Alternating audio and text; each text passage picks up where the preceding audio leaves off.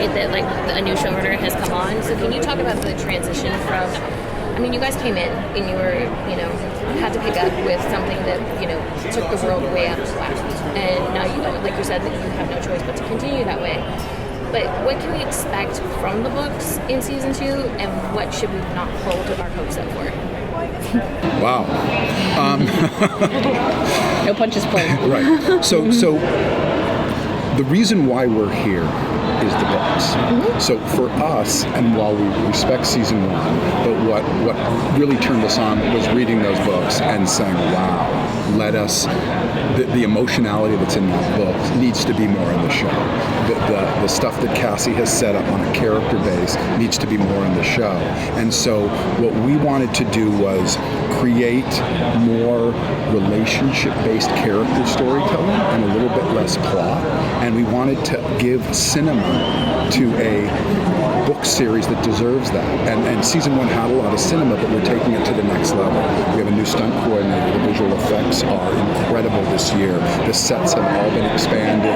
Matt Hastings is our producer-director up there, who is a dope director who gets it and wants to push the limit on everything. The fight sequences will dazzle you, but with all that stuff, it doesn't work unless you have heart and soul. And we come from the world of Smallville, which was all about the heart and soul. And we have great reverence for the Mortal Instrument book series. So as when we honor that, and you're looking for specifics, but I don't want to spoil anything and give you specifics, because the audience needs to be patient. There's 6 books, right? We're in season 2A, so we're coming into our 14th episode of the show. So you'll see great moments from the books. They might not be in order of the books, and they'll be sparkled with a lot of new stuff, but I think if you like the books, you're going to love the show. If you've never read the books, you're still going to love the show. That's our goal. Obviously, the Shadowhunters fandom is very vocal and passionate. What is it like coming into that? It's so exciting. It's, it broke my heart. We were up on this panel, and these girls came up, and they had these tears in their eyes, and they're saying to Cassie, "You saved my life," and like I'm crying inside.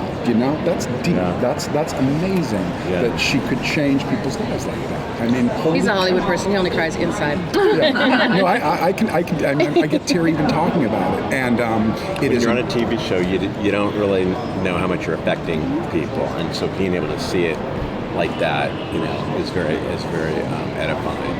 It's a great honor, to be honest. I drive to work. I'm blessed every day. I really do believe it. And this show, I mean, that's just being a writer, that you get to go to work and write. I mean, you guys know, you're journalists, but to get these characters to be able to take what Cassie's done and to dig deep and to both mimic the book in great ways and get these scenes that she's created and also do more is an honor and something we take super seriously. Well, one of the things we were talking about earlier, actually, at lunch was that the first time that somebody is reading or your work or watching your work or experiencing it and says to you, I hate you for what you've done, is like an honor. You're like, right, yeah, I really affected you. Passion. I really got to your soul, Totally, yeah. And I have these I'm not a huge Twitter guy, but since I've been on this show, I have all this automatic, I get all these questions, and I love answering the questions, because if I can, and I can say something, and the feed, you're like, you made my day, I'm taking a final right now, and I can't even study anymore because you told me that, Alec and Magnus are going on their first date, and stuff like that. It's amazing. It's really, really cool. So I think that, ships are really super important to the Shadowhunters fandom, and you unfortunately have inherited a fandom divided. And, I think you have the people who like the ships in the book and the people who want ships outside the book. And Mick G has teased on his Twitter that we're going to get Sapphire and we're going to get Clizzy this season. Are those possibilities? When you say ship, this is this big controversy in my head. The word ship to me does not mean sexual.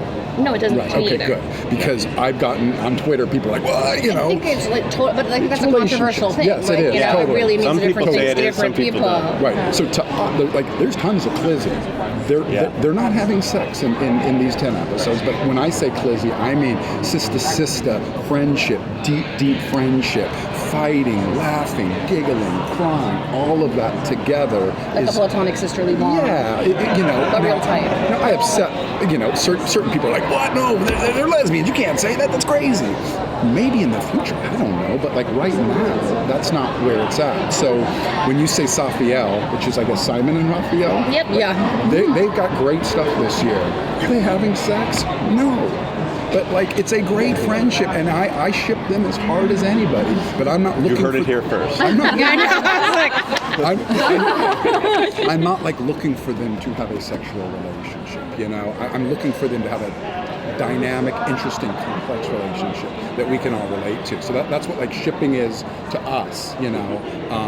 So yes to Clizzy. What else did McG tease? Safiel, yes. that one actually, yeah. Oh, no, he said all the shit. He said Sizzy, too. Yeah. Which I know is definitely, like, Which you got to be close patient, to everybody's heart. right? But, like, And you have to be a little patient with Sizzy because, as appreciate Alberto the slow burn. wonderfully, Yeah, we don't want to do it all at once. Right. Yeah. The slow burn is what it's all about, and that's like it's just the finest things in life you have to wait for, But we do some great Magnus Raphael stuff, which is from the book, which wasn't really explored. Magnus is so complex, he's so amazing. He's lived for all these years. It's not all about Alec.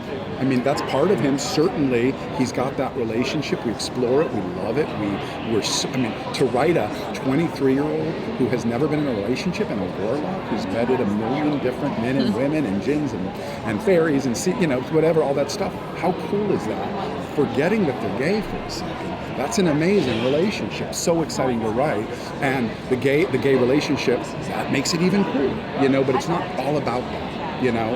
Relationships are deeper, more complex than just simply, it's a boy and a boy and a girl and a girl, or a girl and a boy, or I whatever. think people will be really excited to know that Magnus and Raphael are going to have some significant interaction because they're both immortal. Yeah. And so they share this thing that's a gift and a curse. Yeah. And that's always interesting. It's great. And Magnus being this father figure Magnus and Simon play a lot in season 2.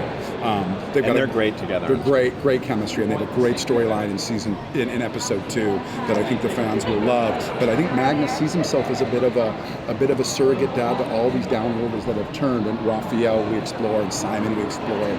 We're also going to meet more warlocks in season 2 too, and kind of broaden Magnus's world beyond simply Alec. And I'm sorry, and on that, I have to take I'm sorry. No worries. Was it good? Thanks, you guys.